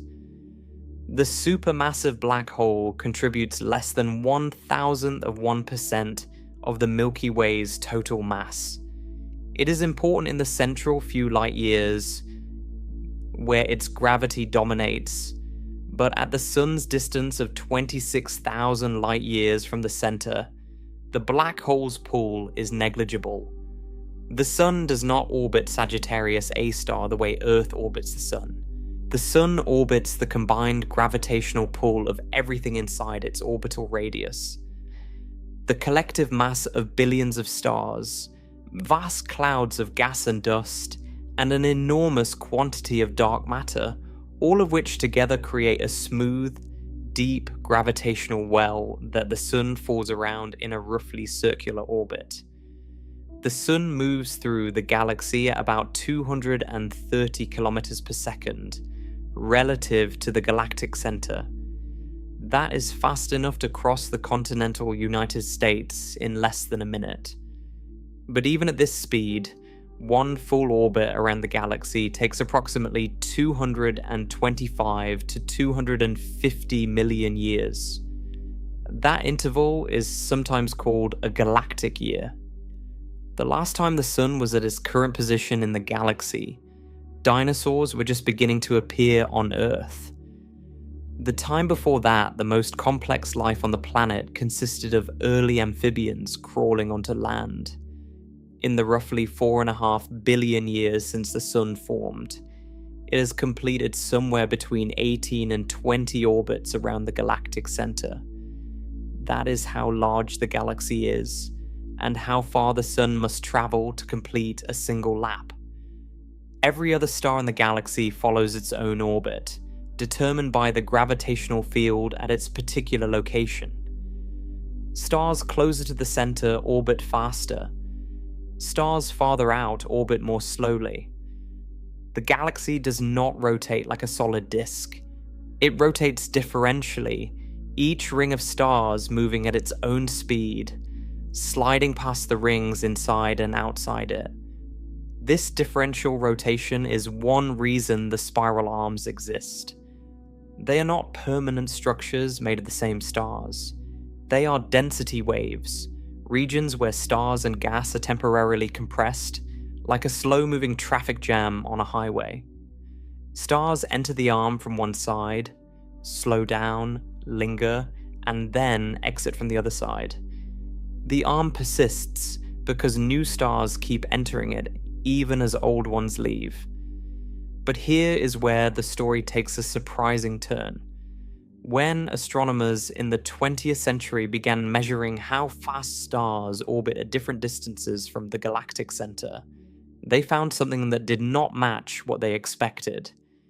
If the galaxy's mass were concentrated mostly in the visible stars and gas, then stars in the outer regions should orbit more slowly, just as the outer planets of the solar system orbit more slowly than the inner ones. The gravitational pull should weaken with distance, and orbital speeds should decline. They did not decline. Instead, the orbital speeds stayed roughly constant, or even increased slightly, all the way out to the farthest distances astronomers could measure. Stars far from the center were orbiting just as fast as stars much closer in. This was impossible if the only mass in the galaxy was the visible matter. Something else had to be there. Something massive, something spread broadly throughout the galaxy, something that was not emitting or absorbing light. This was one of the key pieces of evidence for dark matter. The idea that galaxies might contain invisible mass was not new. The Swiss-American astronomer Fritz Zwicky had proposed it as early as 1933, based on the motions of galaxies within galaxy clusters. But the most convincing galactic-scale evidence came from the work of American astronomer Vera Rubin and her collaborator Kent Ford in the 1970s. By carefully measuring the rotation speeds of stars and gas in the Andromeda Galaxy, M31, and in dozens of other spiral galaxies, Rubin demonstrated that the flat rotation curves were universal. Every spiral galaxy she studied showed the same pattern. Orbital speeds stayed high, far beyond where the visible matter could account for them. Something unseen was providing the extra gravity. Today, the evidence is overwhelming. The Milky Way, like every other large galaxy, is embedded in an enormous halo of dark matter. This halo extends far beyond the visible disk of stars. The disk of the Milky Way, where most of the stars and gas reside, is roughly 100,000 light-years across. The dark matter halo may extend to 600,000 light-years or more, a vast, roughly spherical envelope of invisible mass that surrounds the galaxy like an atmosphere surrounds a planet. And most of the galaxy's mass is dark matter. The visible stuff, the stars, the gas, the dust, accounts for only about 15 to 20% of the total. The remaining 80 to 85% is dark matter. The Milky Way is not primarily a collection of stars. It is primarily a structure of dark matter that happens to contain stars. The stars are almost incidental. They are the luminous froth floating on top of a dark ocean of invisible mass. We do not know what dark matter is. That is one of the great unsolved problems in physics. It does not emit light. It does not absorb light. It does not interact with normal matter through the electromagnetic force. The only way we detect it is through its gravity. It pulls on stars. It bends the paths of light from distant galaxies. It shaped the formation of galaxies in the early universe by providing the gravitational scaffolding into which ordinary gas could fall, condense, and form stars. Without dark matter, the Milky Way would not exist. The gravitational seeds that pulled gas together to form the first protogalactic structures were dark matter clumps. The visible galaxy grew inside a dark matter framework. What this means for the question of emptiness is profound. When you look at the Milky Way and see stars separated by light years of void, that void is not truly empty in the gravitational sense. Dark matter fills it. Every cubic light year of the galaxy contains dark matter, even where no stars or gas exist. The space between the Sun and Proxima Centauri, those 40 trillion kilometers of apparent nothingness, is permeated by a thin but gravitationally significant distribution of dark matter. It is invisible. It is undetectable by any instrument that relies on light. But it is there, and its gravity is what keeps the entire structure bound together. So the Milky Way is held together not by a central anchor, but by the collective gravity of everything within it, dominated by a vast, invisible halo of dark matter that outweighs the visible stars by roughly 5-1. The stars orbit within this halo, each one following a path dictated by the total mass enclosed within its orbit. The result is a stable, rotating disk of stars embedded in a much larger, roughly spherical cloud of dark matter. It has persisted for more than 13 billion years, and will persist for billions more. But stable does not mean dense. And this is the final and most important point. Even with hundreds of billions of stars, even with vast clouds of gas and trillions of solar masses of dark matter, the Milky Way is overwhelmingly empty. Let me show you why. The Milky Way's disk has a volume of very roughly 8 trillion cubic light years. That is a rough estimate. Treating the disk as a cylinder 100,000 light years in diameter and 1,000 light years thick. Inside that volume, there are somewhere between 100 billion and 400 billion stars. Let us use a middle estimate of 250 billion. Divide the volume by the number of stars, and you get roughly 32 cubic light years per star on average. That is a cube about 3.2 light years on each side assigned to each star. Inside that cube, the star itself, even a large star, occupies a vanishingly tiny fraction of the total volume. The Sun's volume is about 1.4 times 10 to the 18th cubic kilometers. 1 cubic light year is about 8.5 times 10 to the 38th cubic kilometers. So the Sun occupies roughly 1 part in 600 billion trillion of a single cubic light year. And the Sun gets 32 of those cubic light years to itself. The fraction of the galactic disk's volume actually occupied by stars is so small that expressing it requires scientific notation with an exponent so negative it loses all intuitive meaning. It is like saying the galaxy is 99.999999999999999% empty, and even that string of nines does not go far enough. The real number is far more extreme. The galaxy is empty to a degree that no everyday analogy can capture. If you could somehow remove all the empty space and compress the Milky Way's 250 billion stars into a single continuous mass, every star touching the next with no gaps, the result would be a lump of stellar material insignificantly small compared to the volume of the galaxy. The stars would barely fill a region the size of a modest star cluster.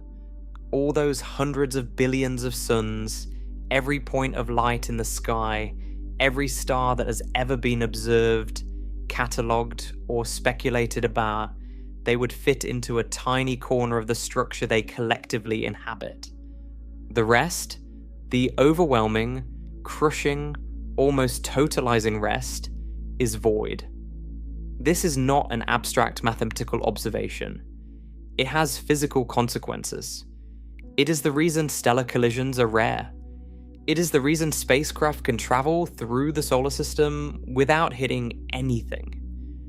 It is the reason interstellar space is the most perfect vacuum in nature. It is the reason the night sky is mostly dark. Not bright. If the galaxy were truly packed with stars, if they were as close together as the Milky Way's glowing band suggests, the night sky would be ablaze with light from every direction. The fact that the sky is dark between the stars is direct visual evidence that the galaxy is empty. The darkness is the emptiness, made visible. This emptiness shapes not only what we see, but also what we can ever hope to do. Because the void between stars is not merely a visual fact. It is a practical barrier of almost incomprehensible depth. Consider what the space between stars means for any possibility of contact or communication between worlds. A radio signal, traveling at the speed of light, takes 4 years and 3 months to cross the gap from the Sun to Proxima Centauri. If a civilization existed on a planet in that system, and we sent them a message today, they would not receive it until well into the next decade. If they replied immediately, their answer would not arrive here until roughly 8.5 years after we press send. That is the fastest possible exchange with the nearest star. No technology can shorten it. No engineering can beat it. The speed of light is absolute, and the distance is what it is. Push to a star 10 light years away, and a single exchange of messages takes 20 years. A star 50 light years away means a century between question and answer. You could send a greeting to a civilization on the far side of the galaxy, and even if they responded the instant they received it, the reply would arrive 100,000 years later. By then, your civilization might not exist. Your language would almost certainly be unrecognizable. The planet you sent the message from might have changed beyond recognition. The void between stars does not merely separate objects. It separates moments in time. It turns every act of communication into a message in a bottle tossed into an ocean so wide that the sender will never meet the receiver. This means that even if the galaxy is full of life, even if there are thousands or millions of civilizations scattered among the stars, each one sits inside its own pocket of isolation created by the emptiness around it. Two civilizations separated by 100 light years might never exchange a single meaningful conversation. They would be neighbors by galactic standards, practically next door, and yet the void between them would make dialogue all but impossible. Each civilization would develop alone, ask its questions alone, make its discoveries alone, and possibly vanish alone, never knowing whether anyone else was out there, never hearing a reply to any signal it sent, forever enclosed in the silence that the distance between stars imposes on everything that tries to cross it. This emptiness is not a flaw in the galaxy's design. It is the design. Gravity builds structures on enormous scales, pulling matter together across light years and holding it in orbit for billions of years. But gravity does not pack that matter tightly. It organizes it loosely, spreading stars across colossal volumes, giving each one its own enormous share of space. A galaxy is not a solid object. It is not a dense cluster of touching lights. It is a gravitational community, a collection of objects bound by a shared pool, spread across distances so large that the objects themselves are negligible compared to the spaces between them. When you look up at the Milky Way tonight, you are seeing through 100 billion stars stacked along a line of sight, thousands of light years deep. Each one is separated from the next by trillions of kilometers of nothing. Each one is a point so small relative to its surroundings that it almost does not exist on the scale of the galaxy. And yet together, bound by gravity and dark matter, they form one of the most beautiful and enduring structures the universe has ever produced. That is what a galaxy really is. Not a packed room of touching lights, not the crowded, glittering field the night sky pretends to show you. It is a vast gravitational architecture made almost entirely of empty space, held together by invisible mass, populated by hundreds of billions of stars that are each, individually, almost lost in the dark between them. The stars are real. Their light is real. Their planets and moons, and the possibility of life on some of them are real. But the distances between them are what define the galaxy. The emptiness is not the background. The emptiness is the main feature. The stars are the rare, bright, extraordinary exceptions, tiny islands of matter scattered across an ocean of nothing, connected by gravity and separated by voids that make every other distance in human experience seem trivial. The night sky is not what it appears to be. It never was. It is a flat projection of a three-dimensional reality dominated by emptiness. The stars that seem close are light years apart. The band of the Milky Way that looks solid is transparent, a fog of distant pinpoints, each one blazing alone in its own private ocean of dark. The constellations are accidents. The crowding is an illusion. The universe, from the space between neighboring stars to the structure of the galaxy itself, is built on a foundation of emptiness so vast and so complete that it challenges the limits of what the human mind can picture. And there is something quietly extraordinary about the fact that you can understand any of this at all. You are standing on a small rocky planet circling one ordinary star among hundreds of billions. You have never left this world. You cannot see the nearest other star with any clarity. You have no direct bodily experience of the distances involved, no sensory apparatus that evolution gave you for judging gaps measured in light years. Everything you know about the emptiness between stars comes from centuries of patient human ingenuity, from parallax measurements and spectroscopy, from space telescopes and mathematical models, from generations of curious people pointing instruments at the sky and slowly, painstakingly, building a picture of a universe that no single human eye will ever see in full. You are a product of this one small world, and yet you carry in your mind a map of something that stretches 100,000 light years from edge to edge and is almost entirely made of nothing. That is remarkable. Not just as a scientific achievement, but as a fact about what it means to be the kind of creature that looks up. The emptiness is real. The distance between stars is real. The isolation it imposes on every world and every possible civilization is real. But so is the understanding. So is the act of reaching across that distance with thought, if not with ships.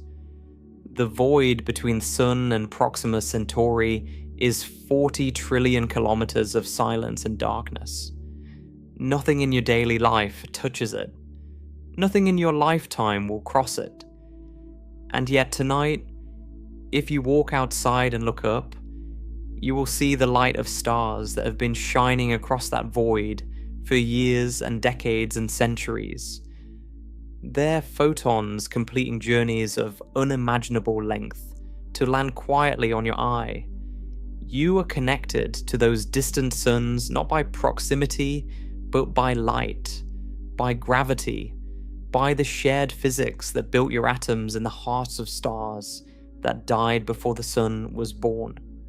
The galaxy is mostly nothing. The stars are specks. The distances are beyond all intuition.